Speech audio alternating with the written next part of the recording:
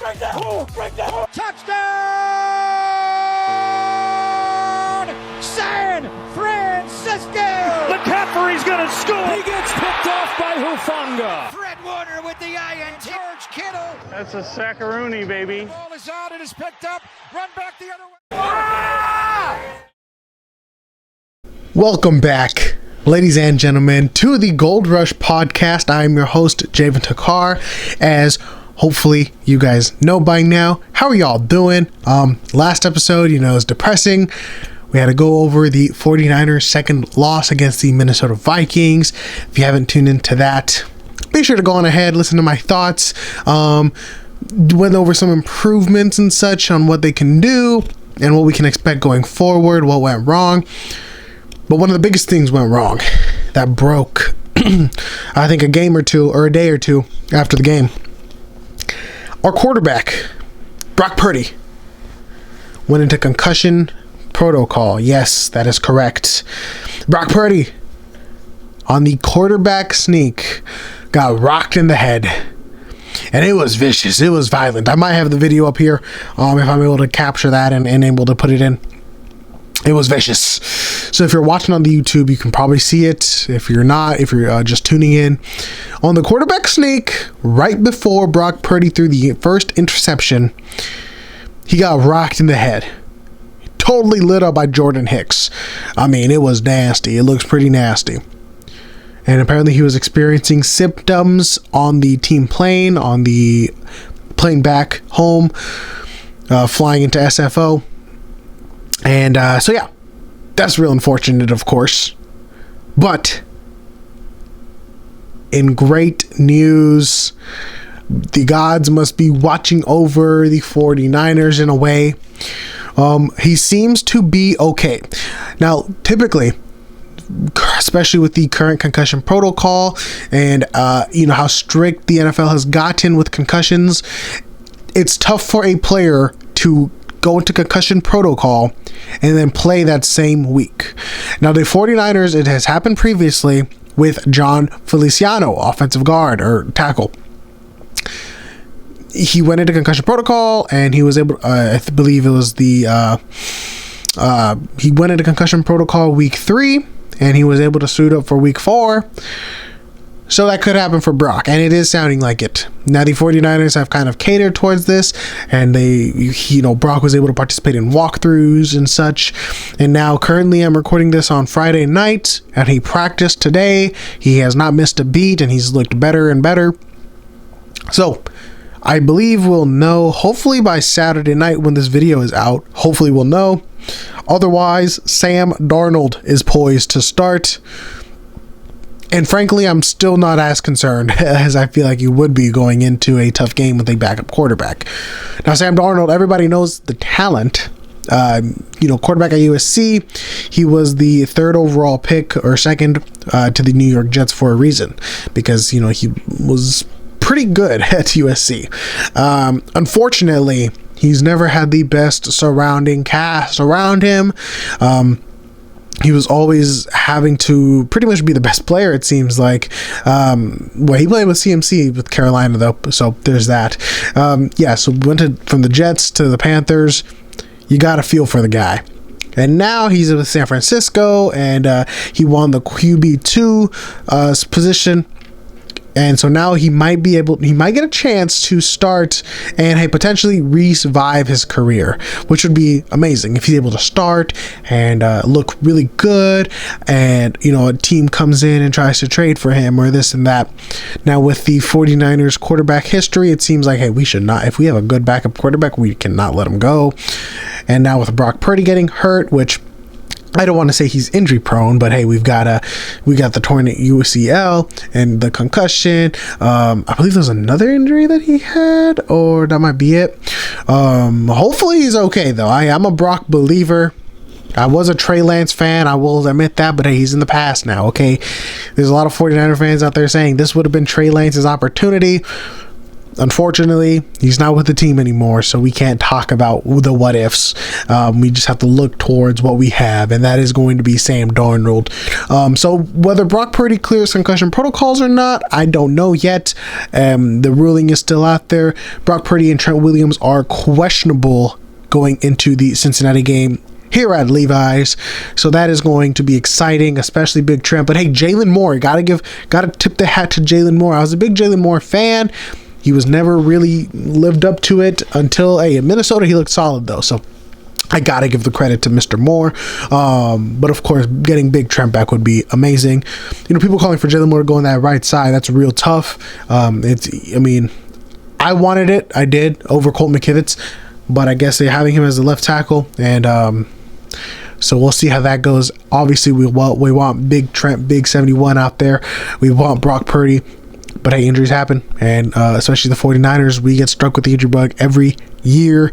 So don't be surprised if we've got Sam Darnold and Jalen Moore blocking for him going against Cincinnati. Hey, let's talk about that. Cincinnati, week 8, right? No, week 9. What is it? 6... Week 8, Cincinnati. Hey, I just realized I have a lot of these little McFarlane figures, and we've got almost every team, minus, there's 3 teams that we don't have. I'm not going to name them because we'll see if you guys can guess. We'll see if you guys can guess which ones I don't have throughout the season. But here, hey, we've got the Bengals with AJ Green, who retired recently, and then of course we've got the Jerry Rice that's here every episode. I do have other Niners I might interchange with sometimes, but I love having the GOAT, Jerry Rice. So I just figured, hey, why not? It would be cool, huh? So the Bengals struggled this season. They are currently 4th place in the NFC North, sitting at 3-3. They're a team still trying to find their footing. Of course, they have the talent: Joe Burrow, Jamar Chase, Joe Mixon, T. Higgins, Tyler Boyd, and that's just on the offensive side of the ball. That defense is heavily underrated. I personally really like the Bengals. Last year I wanted to see a Bengals-Niners Super Bowl. I thought that would have been so fun. You relive back in the day. I forget exactly what Super Bowl it was. Obviously I wasn't born then, but I would have loved to see that. The Bengals are just such a fun team. That defense, Logan Wilson has been a solid linebacker for them. Jermaine Pratt, of course, Sam Hubbard, and then Trey Hendrickson has looked like a beast this season. You got to give the credit to the Bengals. They have all the talent, currently just trying to figure it out and put all the pieces together, which I believe that they will. Joe Burrow, he got his bag, just like Nick Bosa, former teammates. So you would love to see Bosa get a sack on Burrow. To throw it back, a year or 2 ago, we had the thriller in overtime. That was a great battle against in Cincinnati, in the jungle. 49ers, and then we go into overtime. Garoppolo had one of his better games, and then Brandon Ayuk with the dive, the infamous picture. Was he in or not? It was a big question mark, but hey, of course he was. He's Brandon Ayuk, and now he's just better. Deebo Samuel will be out, of course, just to add on to the previous injury reports that we were talking about. So it should be a fun, interesting game. The Niners are coming off of a little bit of a road trip. They played at Cleveland, then Minnesota, back at home in Levi's. It feels good to be back, huh? And then Cincinnati is coming off of their bye week, which is always tough to go up against a team coming off their bye week. Especially a 49ers team that has been that's kind of desperate for a win right now. They really need to, they really got to beat the Bengals to get that confidence back, because right now they look deflated against Cleveland after that loss. Hey, oh man, all the guys were talking, they don't want to feel that again. But then came and got punched in the mouth against Minnesota. Travarius Ward and the entire secondary, pretty much the entire defense, is really who we're watching at this against Cincinnati. Steve Wilkes has admitted his mistakes, and that's kind of very nice, frankly. Steve Wilkes, hearing him, kind of admit, that halftime call, sending the blitz and leaving Travarius Ward one-on-one with Jordan Addison, leading to the 60-yard touchdown. Obviously, it was not a great call in the moment, in the spur of and it's easy to look back on it and say that, but I think even in the moment, it's a bad call. He admits his mistakes. Kyle Shanahan admits his mistakes. So the coaches, they are being held accountable, which is refreshing. But we got to see it on the field. How you can say all you want out of the mouth. Let's see the action. Let's see the words into action. Steve Wilks, I do expect him to improve. I realized last game I said Steve Wilks should be on the hot seat, and I regret that. Steve Wilks should absolutely not be on the hot seat. And I got to give the shout out to X or Twitter. You know, everybody say, hey, D'Amico Ryan started off slow. Robert Saleh started off slow. Let's give Wilks some time.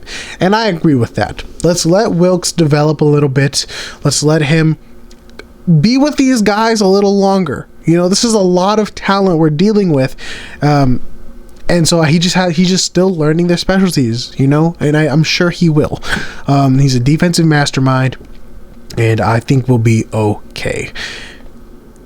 Now more than ever, we need a legacy game. We need this Bengals team to be held at a donut or something.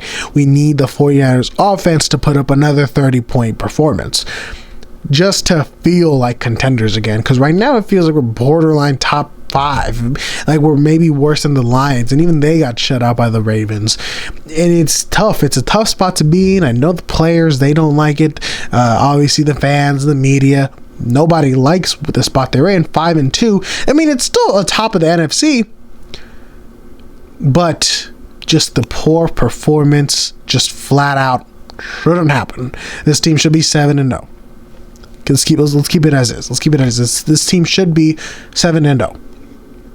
The Bengals, they're 3-3, but everybody kind of knows that they'll get it together. That they'll be a contenders. Yes, they're 4th in the AFC North right now.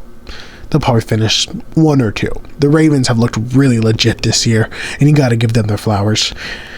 It's going to be a tough matchup, no doubt about it. But honestly, the Niners, I feel confident, and I think the guys feel confident. If whether Purdy or Donald are there, I think they're going to come out with that fire. Hey, we just lost the past 2 games.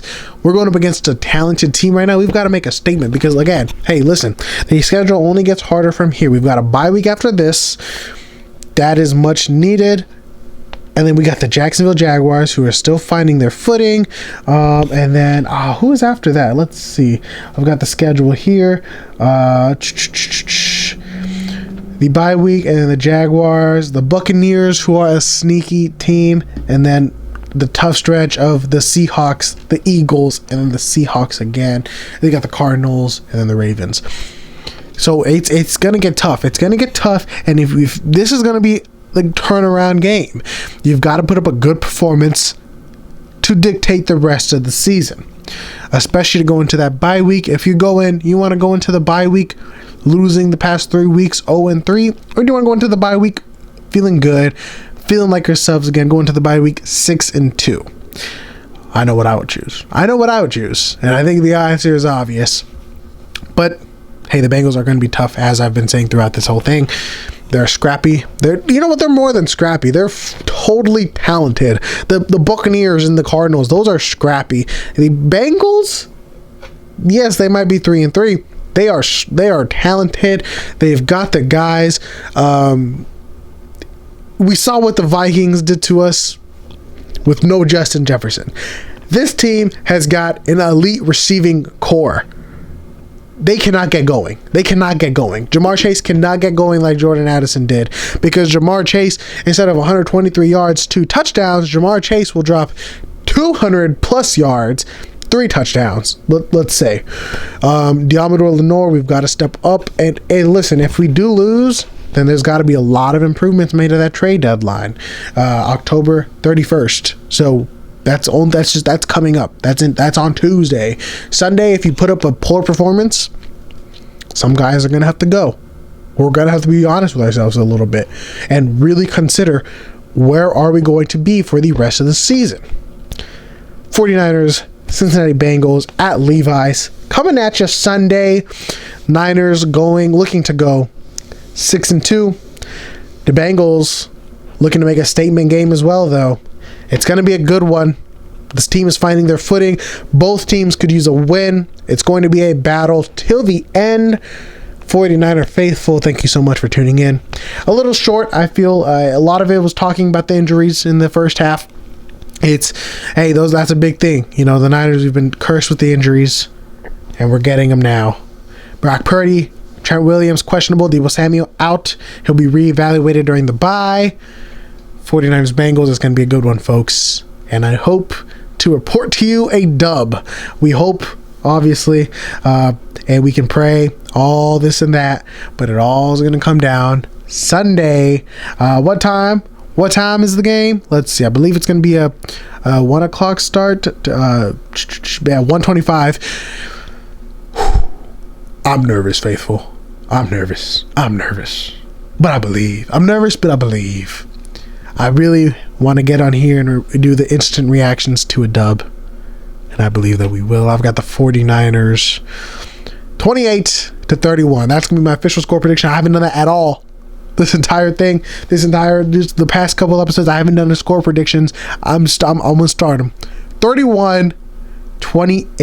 It's going to be a close one. I'm going to get our heart pumping a little bit. Going to come down to Jake Moody, huh?